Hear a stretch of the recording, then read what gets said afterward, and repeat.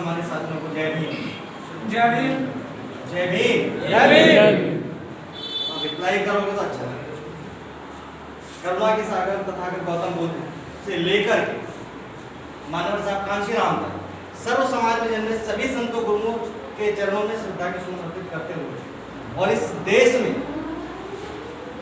महिलाओं, युवाओं और इस देश के समस्त बहुजनों की आशा और उम्मीद की एकमात्र किरण बहन कुमारी मायावती जी के अपने एकमात्र नेता और आदर्श मानते हुए मैं बसपा का छोटा सा कार्यकर्ता आपका भाई गोविंद सिंह, आप सभी सम्मानित साथियों, क्योंकि मैं जितने सम्मानित साथी हैं सभी एक बराबर के कार्यकर्ता हैं, कोई छोटा कोई बड़ा। ये मानव साहब कांशीराम जी की रही बात है, लिखी हुई बात है।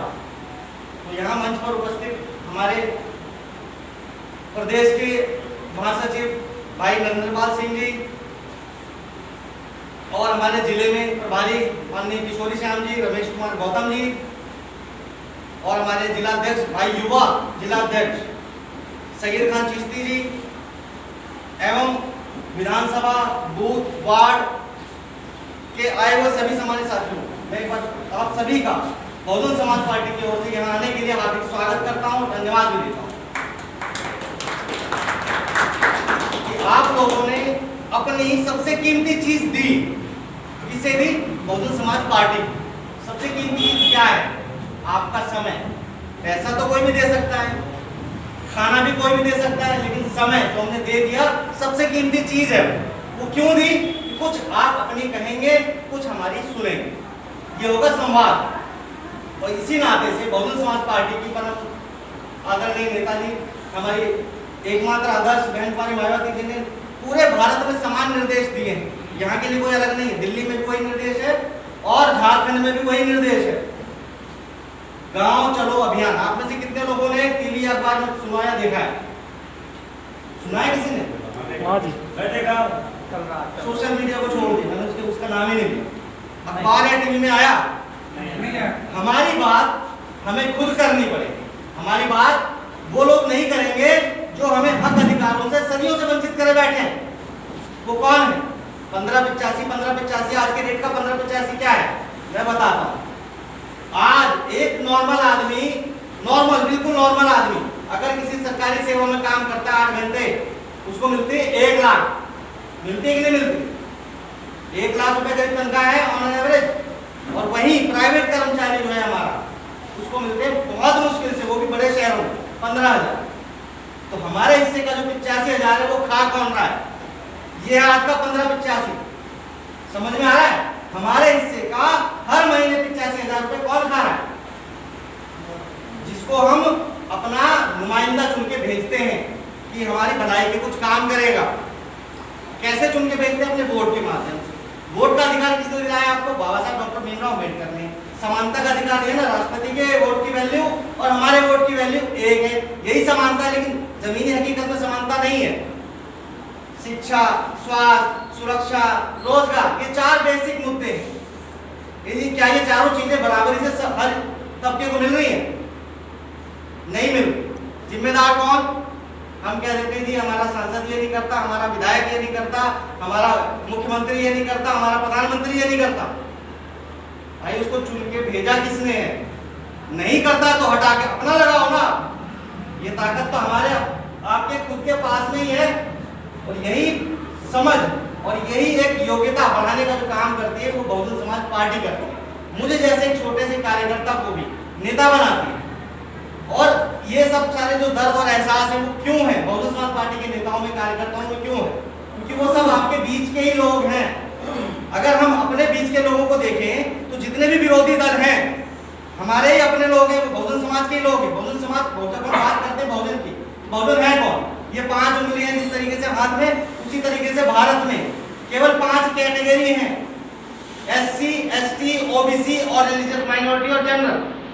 ये 5 कैटेगरी के अलावा कोई छठी कैटेगरी तो नहीं है क्या? कोई और कैटेगरी? यही 5 कैटेगरी है, SC, ST, OBC और रिलीजियस माइनॉरिटी और जनरल। इन 5 को एकजुट करने का काम सदा से बहुजन समाज पार्टी ने किया। सर्वजन हिताय सर्वजन सुखाय, ये जिसका मूल उद्देश्य है। सर्व समाज की भागीदारी के साथ बहुजन समाज पार्टी की सत्ता स्थापित करना। हमें किसी का विरोध नहीं करना, हमें किसी से लड़ाई नहीं करनी। हमें संवैधानिक दायरे में रह के जब हमें अधिकार मिला है बाबा साहब अम्बेडकर जी के संविधान में, तो क्या हम लोग इंतजार करेंगे कि संविधान खत्म हो जाए? हम फिर से उसी गले में हांडी और पीछे झाड़ू वाले दौर में जाना चाहते हैं क्या? जाना चाहते हैं क्या? अगर अभी भी नहीं जागेंगे, अभी भी एकजुट नहीं होंगे, तो वो दौर आने में देर नहीं है। इसलिए हम सबको चाहे ना चाहे एकजुट होना ही पड़ेगा। सर्व समाज के बहुजनों को एकजुट होना पड़ेगा बिना किसी भेदभाव के। चाहे ये नहीं चलेगा कि भाई ये मुसलमान है, ये वाल्मीकि है, ये तो पंडित जी हैं, ये तो गुर्जर है। भाई ये सारे अपने ही परिवार का हिस्सा हैं। आप देखो बहुजन समाज पार्टी ने करके दिखाया है। वर्तमान में उत्तर भारत के 12 से अधिक राज्यों में ये एकमात्र पार्टी जिसके 10 सांसद हैं, 10 लोकसभा के सांसद हैं।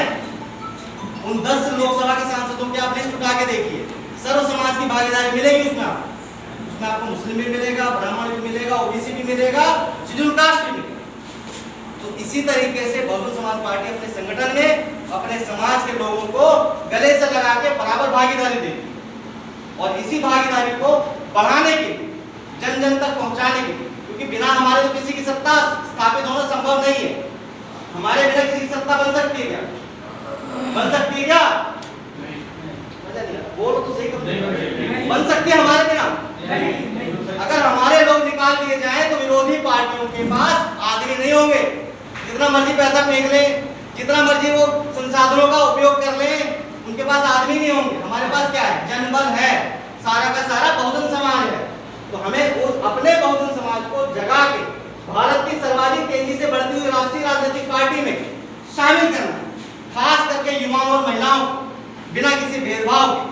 इसी उद्देश्य के साथ आज हम जिला बहुजन समाज पार्टी का जो पूरा समस्त जिला औरंगाबाद है और हमारे दिल्ली प्रदेश से सम्मानित नरेंद्र पाल सिंह जी भी आए हैं, तो यही बात समझाने के लिए आए हैं। और कहने के लिए तो बहुत सारी बातें हैं, बहुत सारे समझदार लोग हैं और आजकल सब कुछ जानते ही हैं, कोई ऐसी नई चीज नहीं है। मैं कुछ अलग से बताऊंगा। हमारे सबके दर्द एक है, हमारे दर्दों का एहसास एक है। अगर कोई मुझे डंडा मारेगा, मुझे भी वैसा ही दर्द होगा जो भाई को पड़ेगा। तो हमारे दर्द एक है। और परम आदरणीय बहन कुमारी मायावती इसी दिल्ली की झुग्गी झोपड़ी बस्ती से उठ करके अपने जीवन में संघर्ष किया, तो उनसे ज्यादा दर्द और कौन समझ पाएगा समाज का?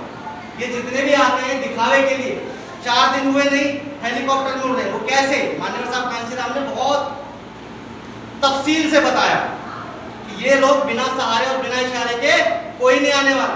कोई मुझे तो नहीं फॉर्च्यूनर दे देगा। बहुजन समाज पार्टी के कितने कार्यकर्ताओं को आपने देखा फॉर्च्यूनर में या हेलीकॉप्टर में उड़ते हुए? नहीं मिलता ना। किनको मिलता है? जो किसी और के इशारे पे काम करता है, किसी और के सहारे पे काम करता है। जो किसी और के इशारे और सहारे पे काम करेगा वो कुछ नहीं है, वो केवल चमचा है, उसको किसी और के हाथों ने थाम रखा है। और बहुजन समाज पार्टी हमेशा उस थामने वाले हाथ पे प्रहार करती है। उस हाथ को हम तोड़ देंगे तो चमचा थामने वाला खत्म, चमचे सारे खत्म। ये बात चमचों को भी पता है और चमचे बनाने वालों को भी पता है। तो हमारा काम है अपने भाइयों को गले से लगा करके, और हमारे सबसे ज्यादा इस समय वर्तमान में जो युवाओं के प्रेरणा स्रोत हैं, अभी उनकी 26 तारीख को शादी हुई थी। आपको जान के खुशी होगी, आपके बीच में से 4 लोग ऐसे हैं, पूरे भारत से कुछ चुनिंदा लोगों को बुलाया गया था।